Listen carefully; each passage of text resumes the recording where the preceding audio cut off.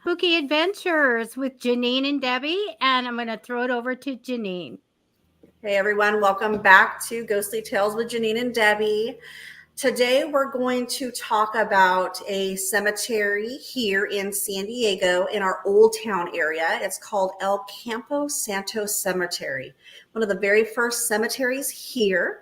And we brought along a special guest today. Her name is Brandie, and she is a co-host or a ghost host with me over at Haunted San Diego Ghost Tours, as well as a paranormal investigator.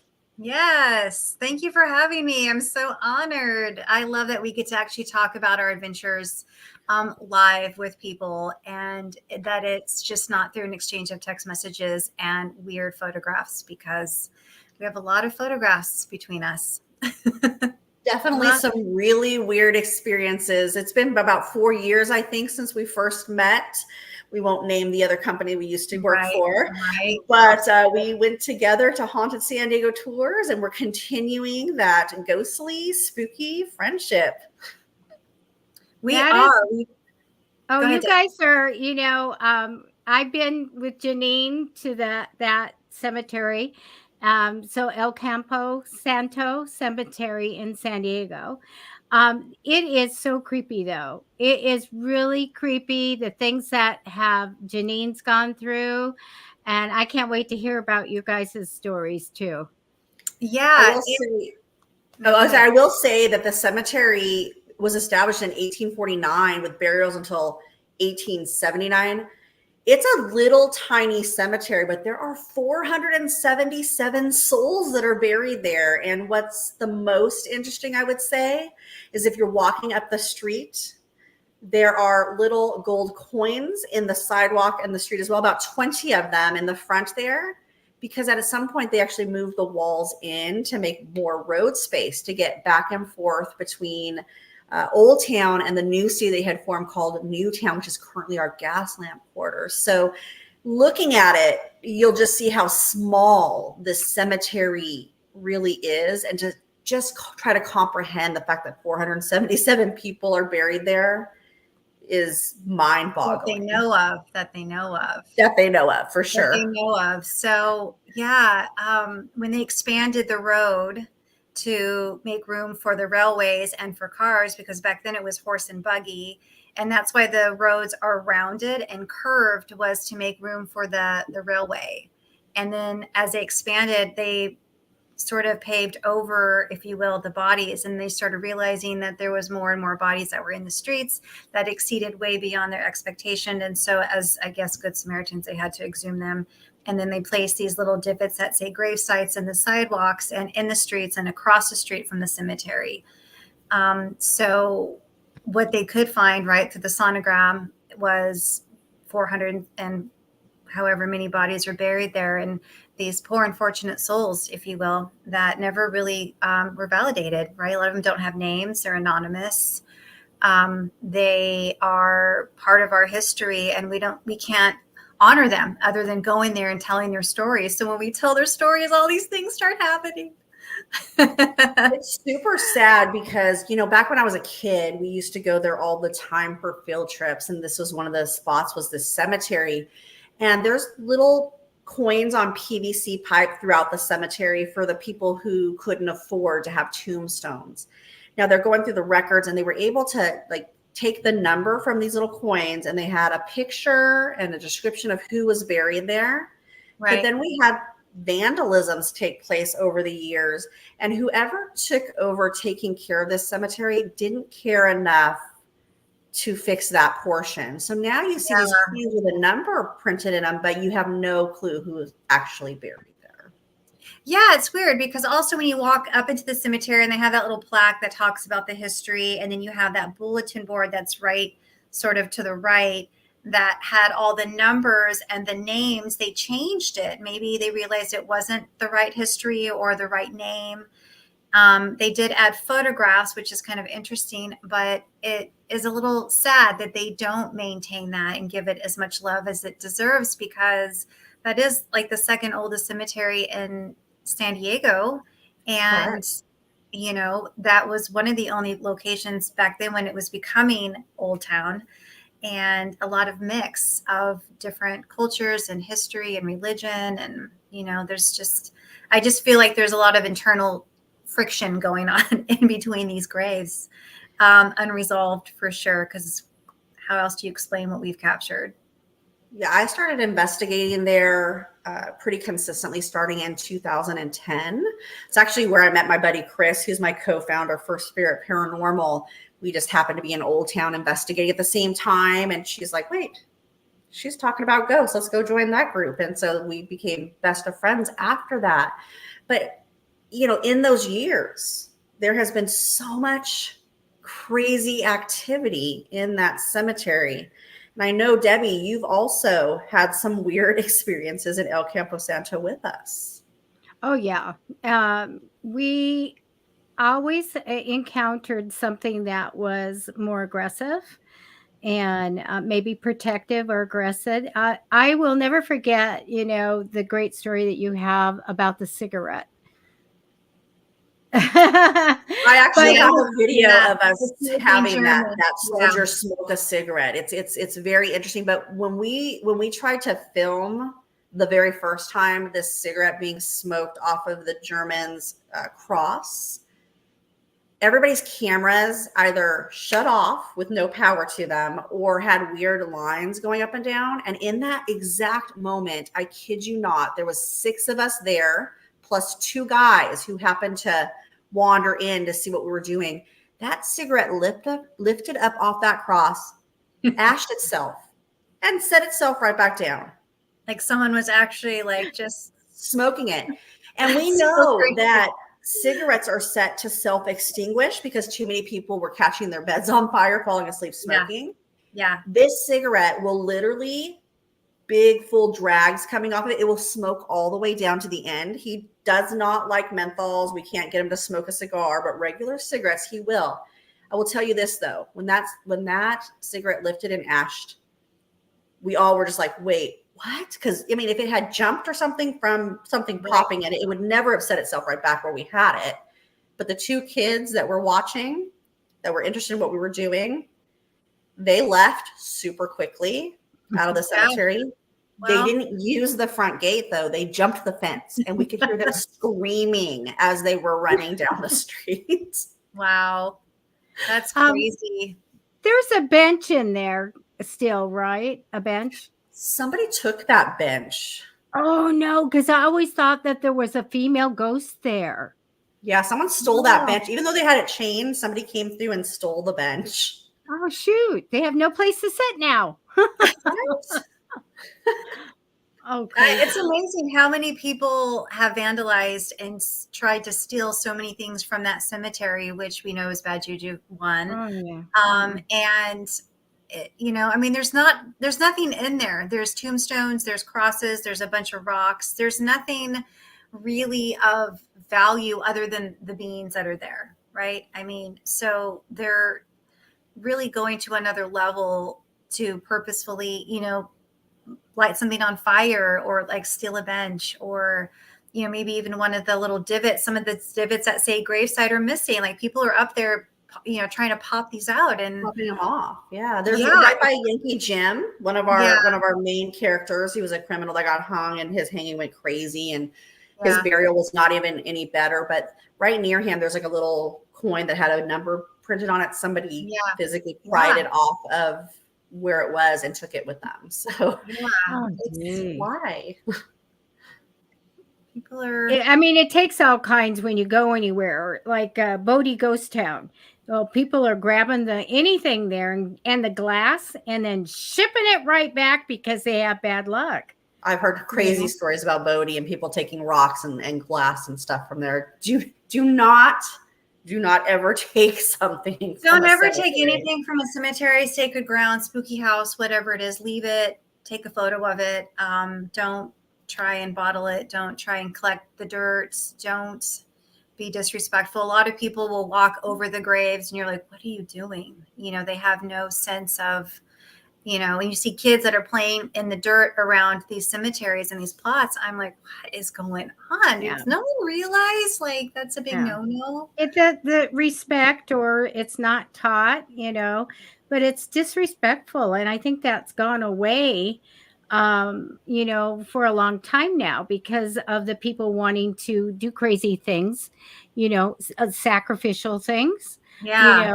Yeah. besides desecration and really messing, up and moving the headstones, Yeah.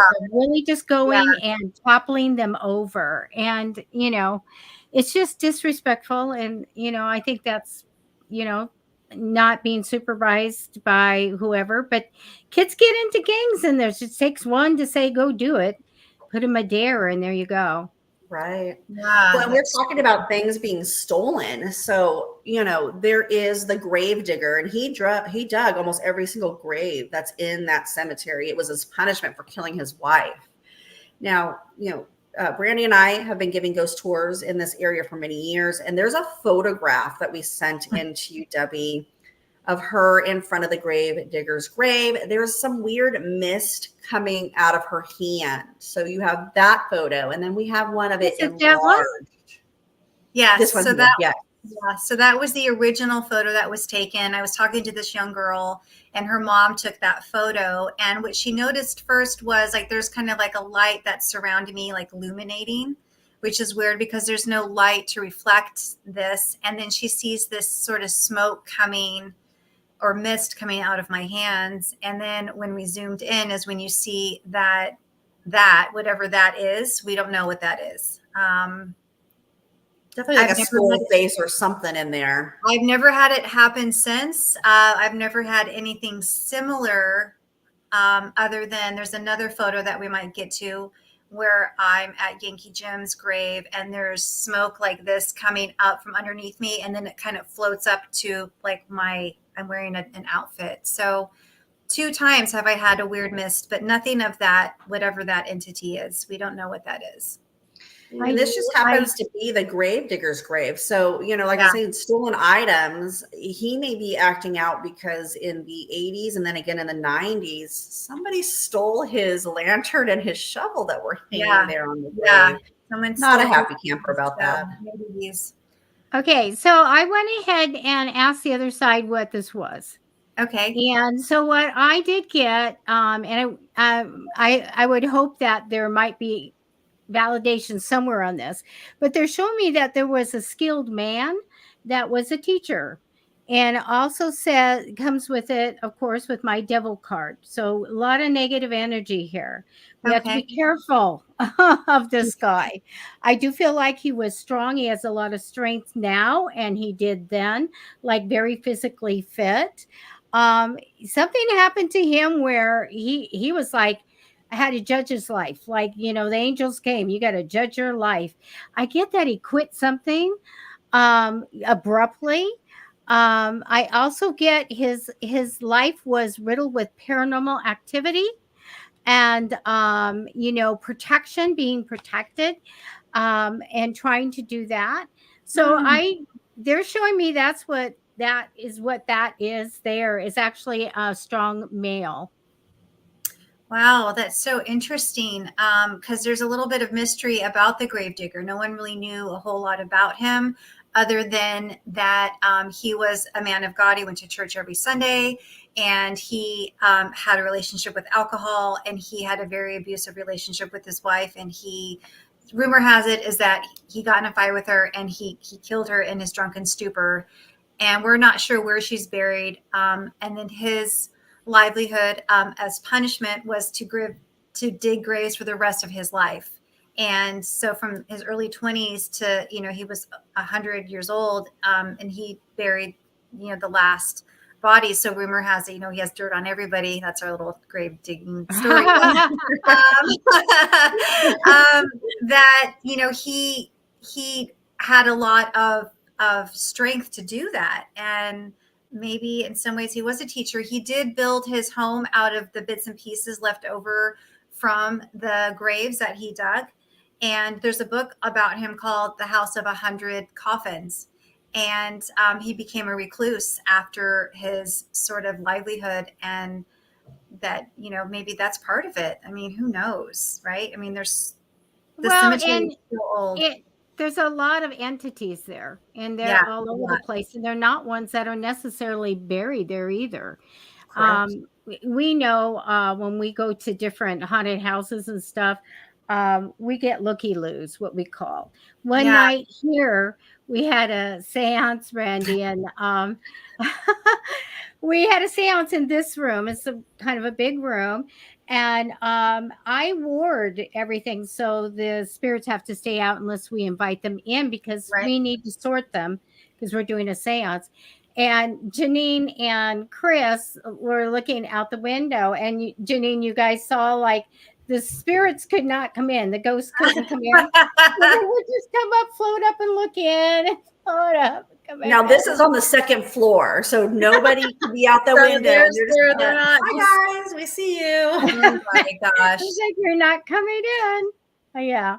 So I mean, there are a lot of people that come in when we're downtown at the 10th Avenue Arts Center.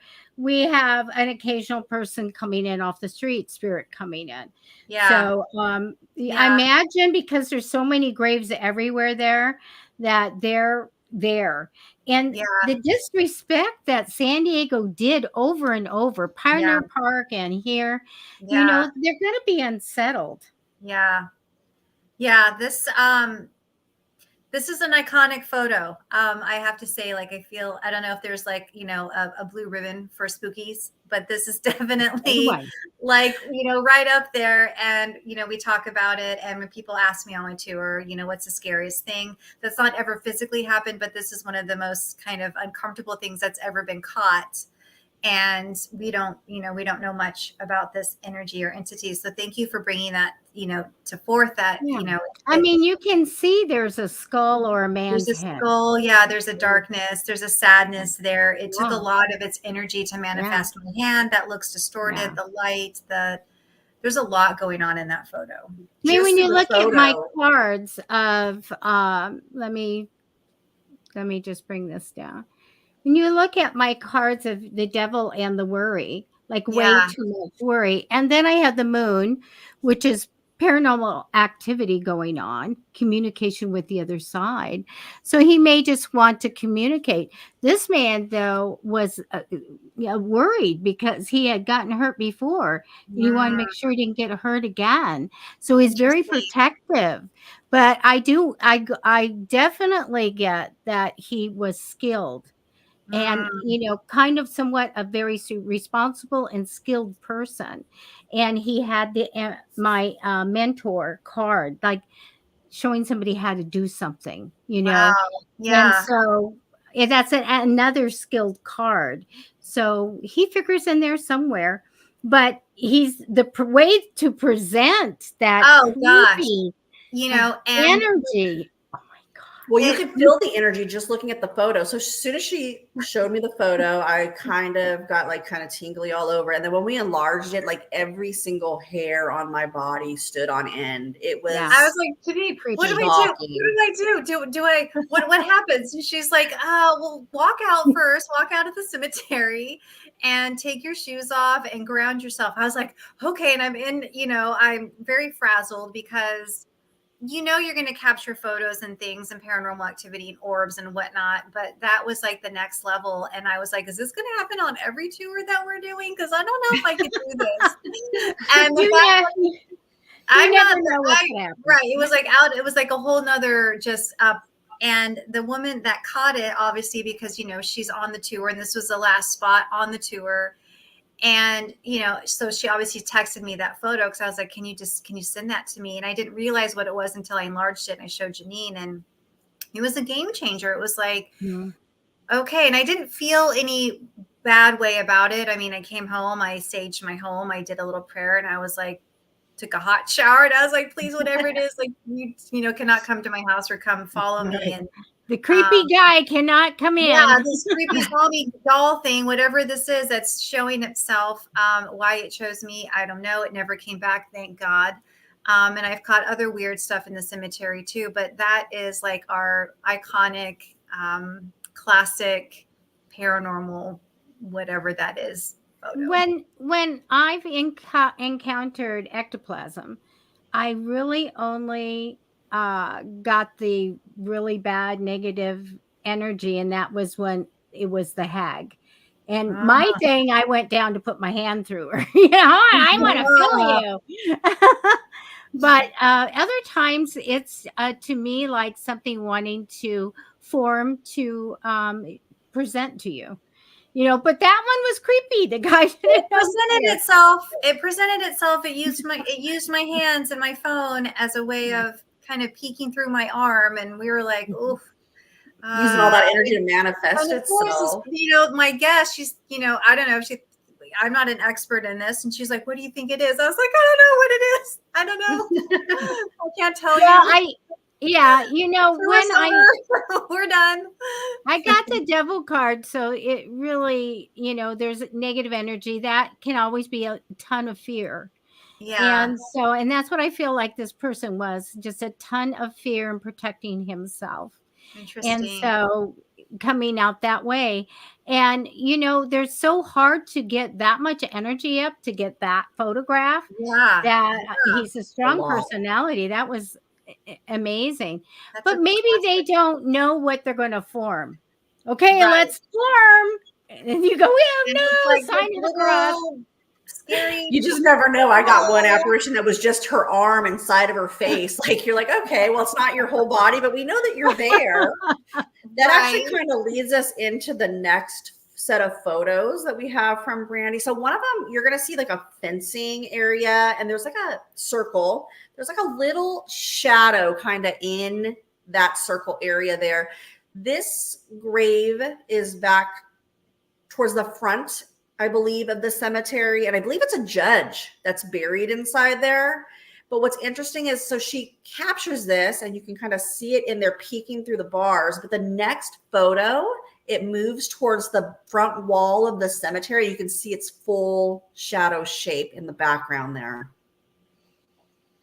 So what's interesting about this photo is because the cemetery is so tiny, and some of these plots have these palyards around them to sort of protect them from people that would steal their graves. And when I was zooming in on the face, it looked like it was like a woman, like a Native American woman. You could see kind of the outline of her face and the shape. And then in the back corner is where that judge is buried. And this judge was not a very good person, and he did some dirty deeds to some people in that cemetery. So there's a lot of conflict going on in that corner. And next to him is a very famous Native American who led his tribe, Gara. And we think that it could have been a spirit of him or another person, but it's definitely a shadow figure that is peeking up behind that little fence. And I didn't even notice this until like later down when I was going through all my photos, because it's hard to tell when you're in the dark, right, what it is. But when you zoom in, there's definitely a face and a body there, or an apparition. And this one's undeniable because there's nobody there to cast a shadow. No, there's no light. Nobody there, but there's definitely a shape of a person. Well, we're used to shadow people, and there's, definitely the light isn't supposed to be bringing these forms in and running around. But to me, they're a whole different thing. Though I feel like ghosts probably can do a lot of different things, but the shadow people are very intriguing to me. And we see them a lot in the cemeteries. Mm-hmm. So it was a good capture, I guess. I didn't realize until after, because we take so many different photographs, and this was on a non-tour night. I was just meandering through the cemetery because that's what we do as little paranormal investigators on our downtime, getting to know our territory. And I'll just take a bunch of random photos, 10 or 15 photos, flash, no flash. And I thought that at first was a shadow casted by the tombstone that's in the front. But when I realized, when I zoomed in, it's not, because there is no light. That light that you see behind is coming from a restaurant. It's like the little lights that hang. There's no street lights that are causing that. And You could definitely see the outline of a man's face in there with kind of like an old grumpy man. It's really interesting that, yeah, we don't know what it is. Can't explain it. This cemetery has so many different characters from the afterlife still kind of wandering around. Like, just if you were to walk all the way to the back of the cemetery, just from that corner, the other corner has a weird, grumpy man inside there. He's yelled at me since I was a young kid. And Brandie can tell you, it could be freezing cold, 35 degrees in that cemetery. You walk into that corner that's adjacent to that towards the back of the cemetery, and it's at least 10 to 15 degrees hotter in that. Which is so weird, because how do you explain heat? Heat isn't, I don't feel a common element when you're dealing with, spirit energy. Usually it's cold and it's consistent. And we thought, okay, maybe, is there a vent? There's nothing there. We're in the middle of a street. There's no heat. There's no element. No heat source whatsoever. Yeah. So you feel it just in that corner opposite of that. And people have Is it next to a building? There's a restaurant on the other side of it. It's called Tahama. It's like a little restaurant that's right next to the graveyard. The only thing I would do, because we are, as investigators, we also skeptics. We have to be. Correct. It would be a hot water pipe. But if it's too far away, that wouldn't make any sense. There's a pretty good gap between them. There's like a little walkway that goes between the restaurant and the cemetery. Yeah. We find homeless people sleeping back there every once in a while when we're on our tour. So that might scare our guests when we hear them roll over and make a noise, of course. But I know in that back corner, there's definitely something back there. When I was first getting into investigating, I wasn't really picking my wording properly, I guess. And so, as a kid, I heard it growling at me and yelling at me to get out of the cemetery because it didn't want me back there. So as an adult, I came back in, and my very first thing when Chris and I went back there, I said, all right, I'm an adult now. You're not allowed to growl at me. You're not allowed to yell at me. Leave me alone. You're not doing this. But I was kind of rude about it. And so I got scratched. And I was just going to ask if you got scratched. Welts that looked like burns. Like, it was really bad. It was on fire for days afterwards. Nothing I've ever experienced before in my life. I just more evil in that one. Is this a cemetery over by the road where there's a grave outside and a grave inside? Correct. Yeah, that's what those little gold coins are. So it's the same cemetery, but they moved the walls in. Was there a wife, though? Was this the one where there was a wife buried outside and the husband buried inside the cemetery? Actually, on the opposite corner. So if you go all the way to the back where this grave is, on the other side, there's two men that were involved in like a uprising with the Native American Gara. One of them is buried outside of the fence. One of them is buried inside. Oh, okay. Oh my gosh. But I didn't learn my lesson after getting scratched. And this is very early on. So a few months later, Chris and I go back, and I'm like, look, you scratched me last time. Do not do that again. And I was, again, a little rude and aggressive. He didn't scratch me this time. He bit me. Oh, no. And I'm talking a full set of teeth on my rib cage. Wow. Oh, my God. I learned not to taunt that day. You do not taunt spirits. No, you don't. Choose your words and your tone wisely. Firm is okay. Just be nice about it. Yeah, interesting. Well, we have a lot of stuff that, the wampum tree over in Pioneer Park and stuff where, and Chris, really, that her injuries were, I think, some of the worst I've ever, heard about, that a spirit, attacking her, even though in the end, it was a protective maneuver on its part. She was really socked one, right in the She got the full-blown Heimlich maneuver that made her pee and vomit. And when I saw her a few hours later, she had bruises from the spirit giving her that Heimlich maneuver to get her away from that tree. Yeah. And she was just kind of being sarcastic. She's like, who's personal what, because that's what Yeah. came out of the obvious was personal. It's just like personal tree, personal space. Like she was a little bit sarcastic about it, and he gave her one. Wow. Wow. Pioneer Park, that's a whole nother show we'll have to do. Definitely a whole other show. Yes. I have some crazy video and things that I caught, last summer in Pioneer Park using different equipment. And I caught so many little kids in conversations, and there's like a little park, because it's a park basically, right? And there's a cemetery in the back. And I caught some kids sliding down and playing in the playground. That popped up on my SLS camera, and conversations and them climbing up the trees and coming up to us. Like, it was just like unbelievable footage that you can never explain. And you can't just talk about it to the ordinary person when you're like out in a cemetery at midnight. Like, things are happening. But yeah, we've gotten shadow figures of children peeking out from the trees when we played hide and go seek with them. We got there's a lot of kids in that area. Yeah. Well, there is a section where the children are buried, and also it's a school. So what natural thing would be if a child passed over might be to go back to school and play. Yeah. And with all the children coming out to use that area when they give them some free time out of the playground, I mean, of course, it's going to attract the child's spirits. My son was the one that helped us capture the EVP of the hide and go seek session, because literally whatever we were dealing with kept pausing our recorder, but you could hear it counting backwards from 10. So it was like 10, then we hear 7, then we hear 3. Yeah. And so Chris is telling it, please stop pausing my recorder, because you could hear it shut off. You can hear us turn it back on. Okay, please don't pause the recorder anymore. And then it would continue to pause it. Our very last portion of that EVP was, I'm pausing it. And we were like, we're just being with a kid right now. When? Wow. That's so interesting. Yeah. You can't lie with photos. Go ahead.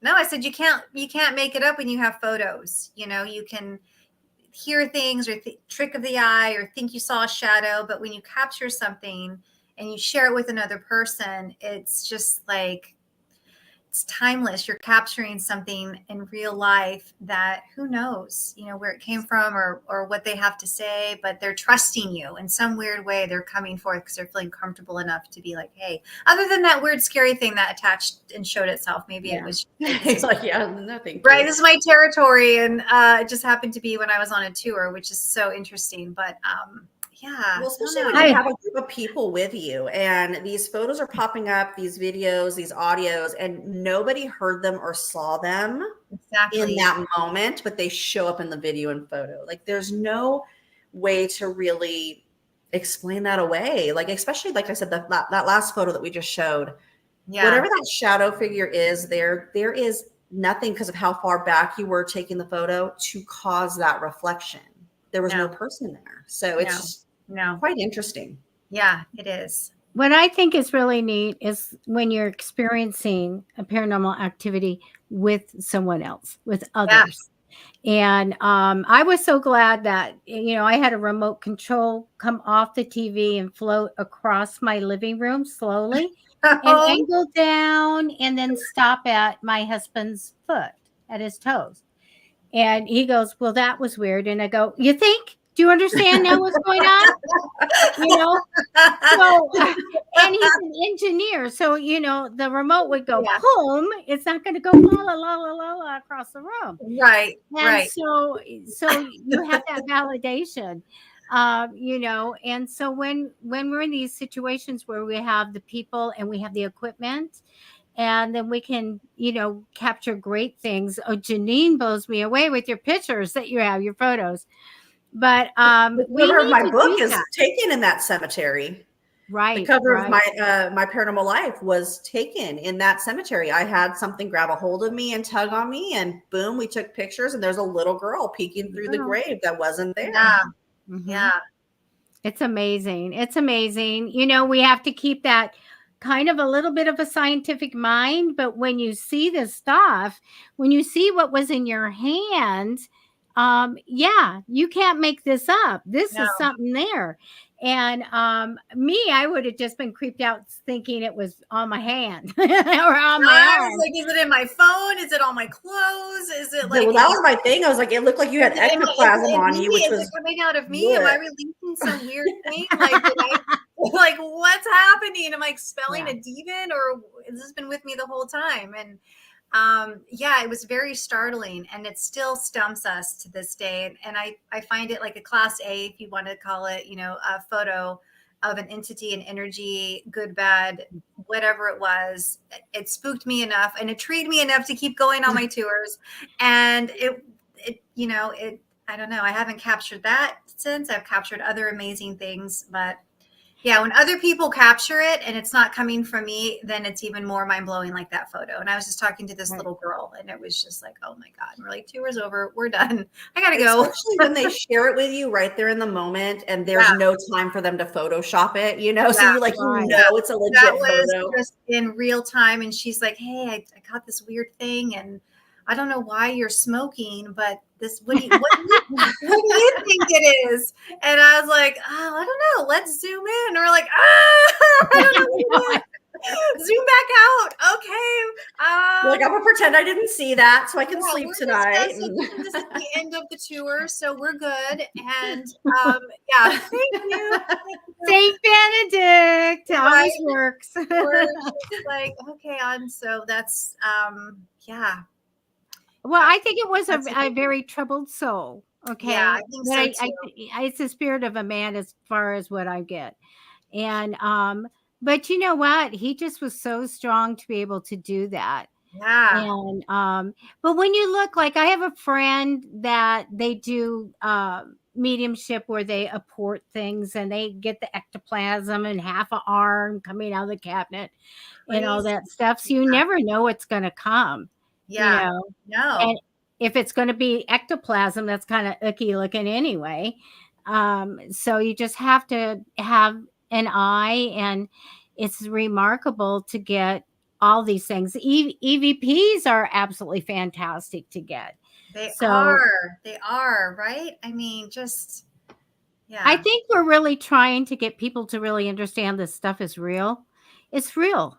It's real. I get the spirits. I tell the people what's going on, you know, and I go, I can see the person. Then they're saying, yes, that's what she says. That's what she looks like. That's everything you say. And you're like, how do people not really understand that the spirit world is there and it's real? And we have, not only do we have the wonderful spirits, we do have some dark spirits. Clearly. And yeah. So You know, Debbie, we have to find the video when we did the table tipping at your house, because you can tell that we barely are kind of hovering over this table, and that table really got to rocking. It's interesting how they interact with us.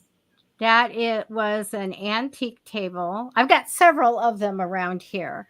And we made sure that was, you know, kind of level, and it was on tile and all of that. But yeah, table tipping is kind of a lost art. Not everybody's doing it anymore.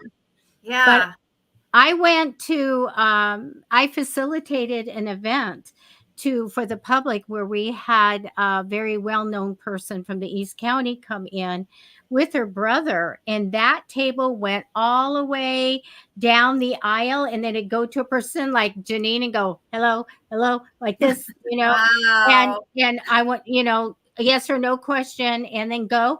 And of course, I had the people stand up, say, this isn't from God, you know. And I'm like, it's a spirit, man. Come on, it's a spirit. It's sad that everybody jumps to evil immediately, though. I know. It is. Oh my gosh. factor is, you know, to assume it's something bad is happening, but this energy is around 24/7 every day. It's just whether or not you're in tune to it or how you perceive it. And that table was dancing. Yeah, it was more dancing than anything crazy. Yeah, 3 a.m. is the magic hour. It is. Oh my gosh. They used to just go bam, bam, bam, right on my interior master bedroom door.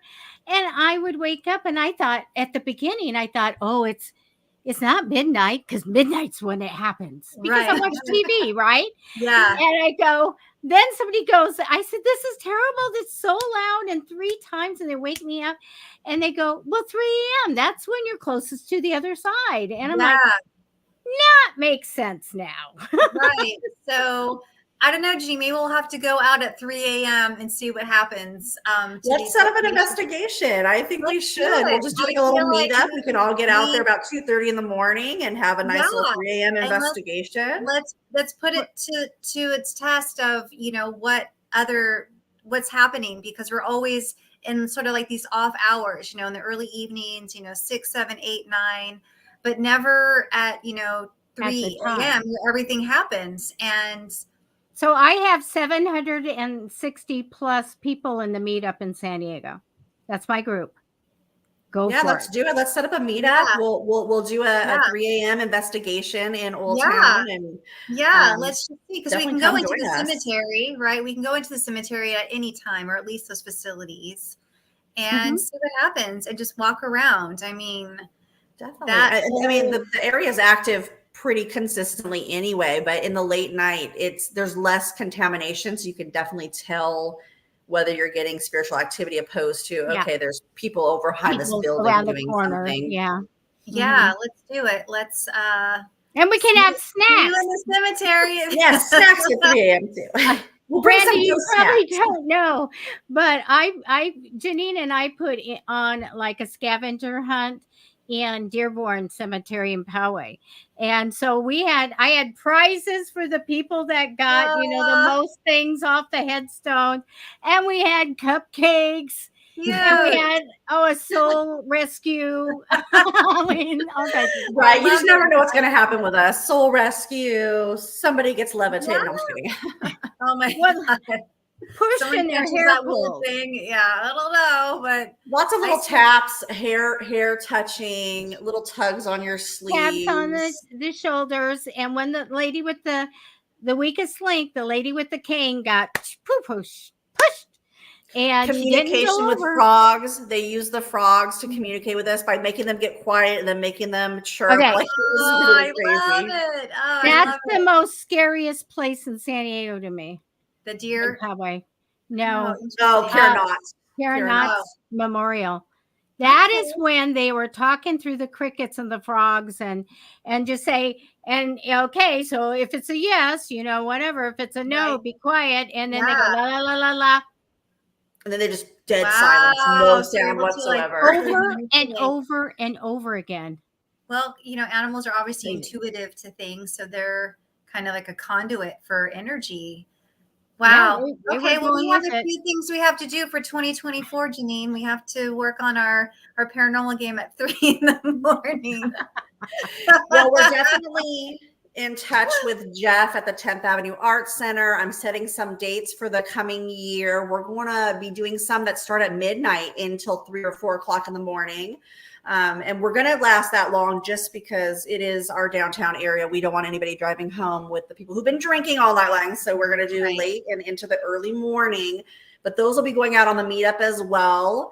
But yes, definitely check out Brandie and myself. We will be putting out some meetups. We're going to be getting some fun paranormal stuff set together.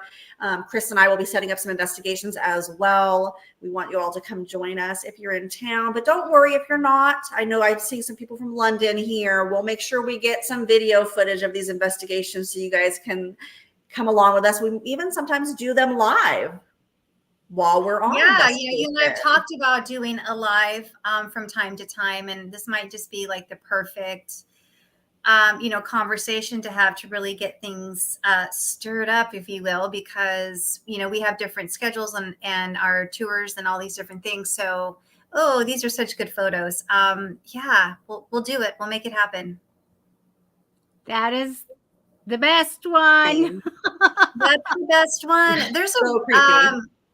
It's very creepy. It definitely makes a statement. I feel like, you can't not acknowledge that, right? You can't pretend that it's not there. So a lot of these photos can be debunked as, reflections or light or whatnot or dust, but that is definitely not dust. That is definitely not a light. I did not sneak that under my dress. I did not bring that as a hoax. It looks like one of those, zombie dolls from Halloween, and that is not a screenshot of my phone. That is whatever was definitely there. not pareidolia either, because that is solid. Whatever that is, like people will see things in orbs from time to time. Whatever that is completely solid. It wanted itself to be known, whether it was protecting its space or energy, or letting us know, like, I am here and this is my home, or you're cross passing, whatever it is. It shows like me a photograph of my face. I don't forget, show everybody I'm here, and I've been showing everybody I know. So there it is. It's out there. awesome. It's awesome. Yeah. And what I love about paranormal investigators on the whole, they're the ones that, like Janine and I, and I'm sure you are the same, we run towards it. There's none of this this thing that screaming and running away. When when they first came out with the ghost hunting shows, and the guys would, go out, and then they're screaming and they're running away. And I'm like, run for it. What are you here What are you doing? What are you there for? A little scratch, a little bite. Come on, you'll live. So yeah, well, I have plenty of scratches and bites over the years, and I'm still here. So yeah, it's very interesting. It has a little level of, wanting to know more and understanding it more. And I feel like it is a conversation to be had, and that all of this is real and it exists because we've captured so much, and we have these conversations. And when you're talking to people and everyone that goes on our tour, obviously there's a part of them that's curious, right? Paranormal curious, I say. And they're hoping to capture something, but they're sort of scared if they capture something, because then it's proving to them that this exists. And when you're open to it, you're creating that memory. And this woman has a memory just like I have a memory. I hope she still has that photo, or unless she never went on another spooky tour, as long as she lives. That could be the other end of it. And, having these conversations and sharing it with the community is so important, because everybody has a different photograph or experience, or table turning, or scratches. These people that are making comments, thank you for that. It's it's real. It's 100% real, and everyone. Yeah, and I think there's something that people always think that they have to go to the Whaley House to experience paranormal activity. I probably had more in my house than anyone will ever experience. And on the level of things moving like this and waving and things floating and the BAMs and all this stuff, movement, I'm sure, I would bet money that between the three of us, you have something you go, I wonder where my necklace is. I left it right here. It's not there. I wonder where my necklace is. Well, there it is. Yeah. Yep. I mean, yeah, I tell them, okay, if you want it for now, fine. But when I need it back. And I'll tell you, and then bring it back. Then you find it randomly, where you put it, or where you thought it was, or somewhere out in the open. Well, I always keep my divining rods kind of in between my seat and the center console. So if I'm in a place that feels spooky, I can pull them out and kind of communicate. But sometimes my guides are like, no, not today, because I'll reach for them and they're not there. I'm like, where do those divining rods go to? The next day when I'm somewhere else, they're right there. So, I mean, you just never know with the spirits what they're going to do. Well, we also have our guides. And they're going to keep us, they're going to guide us, and they're going to keep us safe. And there's some times where I'll go and I'll grab something, a different type of cards to do or something. And I'll go, well, how come this isn't working? Or how come they all fell on the floor? Or how come I can't find them? And then you just go, well, that's not meant to be, not to do that.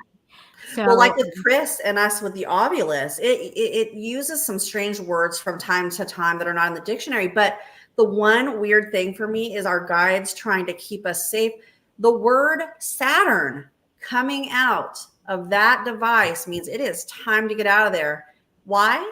Because Chris drives a Saturn. And it gives us anytime something bad's going to happen, the police helicopters are coming, or someone's running through that's looking sketchy. Right before that, the word Saturn comes through that device, and we've learned get in the car and go. It's time to leave. And you're communicating. So how great that is that you have that code word that comes through a machine that does not have Saturn programmed in it. I'm actually kind of curious why it tells us thigh master. I mean, is it not like our thighs?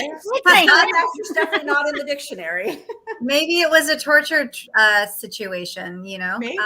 Maybe. I've gotten a lot of weird torture names of equipment and things that they used on women in Old Town when I'm using my Ghost Talker, my different apps and things that I would never use in my everyday vocabulary. And when I look them up and it tells me what it is and what it was used for, it is very, shocking, because how would this machine, how would this ovulus, how would these apps know what that was during that timeline, and talking to all these different like women, right? So in the back of the Whaley house, there's that house that they say was a brothel, and there's things. And every time I go there and have, a quote conversation, and it uses repetitive, torture treatment words that you're just like, oh my God, well, these poor women, like, I'm keeping all my goods, please, like, don't come for me. But they're telling their story, and it is like, how do you explain that? How well, do these on the whole, they want to communicate no matter what. They come by, they come in, hello, you can talk to me, can you see me, type of thing. So they're just, and there's more than, I believe there's more than just ghosts, what we would call spirit. So we have all these little different things that, can come forward that we have to deal with. I wanted to mention something. Kim Linzer said that she had someone in person, I guess, got the cuts, a big cross on their back. Wow. So, yeah. Kaylee, you want to know about your guide or ask for a guide? You don't have to ask for a guide. You have one. And so if you don't know who they are or anything, you don't need to. Just say, guides, we're here to work together. Thank you for coming. And then always just address them. Guides, I need to do this. Help me do that. Or your archangels. Don't want to throw that in and get that. If you want to shoot me an email, I can actually send you a meditation that helps you connect with them, because I feel like when you're closer to sleep time, if you play this meditation, you're a little bit more open. And it does definitely help to build a bond and help you to meet that spirit guide. So if you go ahead and shoot me an email at SD Spooky Adventures, I'll go ahead and send that meditation over to you. That's great. So Kaylee, if you didn't get that, just replay this video and you'll get the information. Awesome. So we are definitely coming to the end of our time here. Again, I want to thank you, Brandie. Now, for everybody watching, if you are in San Diego or going to be in the San Diego area, Brandie and I work for Haunted San Diego Ghost Tours. So if you want to come out and experience Old Town San Diego with guides that are actual legitimate paranormal investigators, go ahead and call up Haunted San Diego Ghost Tours and ask for either Kat or Lizzie. My stage name is Kat. Brandie's is Lizzie. And come take a tour with us. We would love to have you. Or if we go on a spontaneous, non-San Diego spooky tour, just us, anybody wants to come and join, that would be really fun. We'll get those up on the meetup for everybody to be able to see when we're going to be out and about and have you join us. Yeah, we've had some good experiences with spontaneous meetups in the cemetery and done a few things. So we're always down for that. If you want to wake up at 2 a.m. and see what we can capture, we're all about it. So my meetup, and we do put things on there, is Psychic Fixes on meetup.com. And that's for San Diego area. We have a huge group. So this would be a lot of fun to do. Yes, let's do it. Let's do it. Yay! Right now. Fun. Well, thank you everybody for joining us for Ghostly Tales with Debbie and Janine. We will definitely have to have Brandie back on for some more ghost tour guide, paranormal investigator stories. Yes. We will see you all next Sunday. Stay spooky, everyone. See you soon. Okay. Bye. Bye-bye. Bye.